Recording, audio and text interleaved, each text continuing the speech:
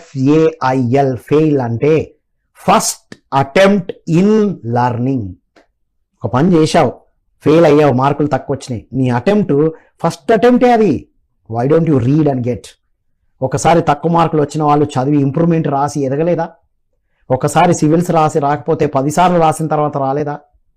10 సినిమాలు ఫెయిల్ అయిన హీరో కూడా మళ్ళీ 11th సినిమాతో కంబ్యాక్ వచ్చి వరుస హిట్లు ఇవ్వట్లేదా?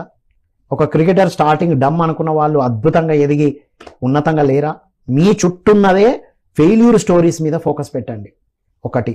రెండోది, అసలు సక్సెస్ ఫెయిల్యూర్ అనే డెఫినేషన్ బయట నుంచి ఇవ్వబడింది ఎందుకు పెట్టుకుంటున్నాం? మనకు మనమే, నేను ఫుల్ఫిల్ అయ్యానా లేదా? ఇంకొకటి ఏంటంటే, ఎండ్ రిజల్ట్ను బట్టి సక్సెస్ ఫెయిల్యూర్ డిసైడ్ చేయలేము. ఆ జర్నీని మనం ఎంజాయ్ చేసాం కదా, you have to enjoy the journey. మనందరం ఏం చేస్తున్నాం అంటే ఆనందం కోసం పనిచేస్తున్నాం. సక్సెస్ఫుల్ పీపుల్ అందరూ ఆనందంతో పనిచేస్తున్నారు.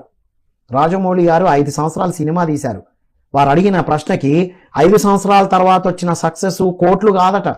ఈ 5 ఏళ్ళు నేను అద్భుత ప్రణాళికతో అందరితో కలిసి చేశాను. I enjoy the journey.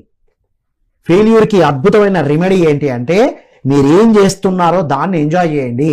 End result ఒకవేళ సక్సెస్ వచ్చినా ఒక రోజులో మర్చిపోతాం, మళ్ళీ వాట్ నెక్స్ట్ అంటాం, రైట్? కాబట్టి my dear students, youth of India and the world, failure స్టోరీస్ని చదవండి.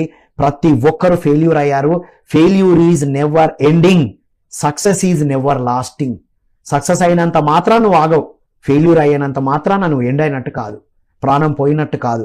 మరొక్కసారి నువ్వు ప్రయత్నం చేయడానికి నిలబడాలని కోరుకుంటూ మరో కార్యక్రమం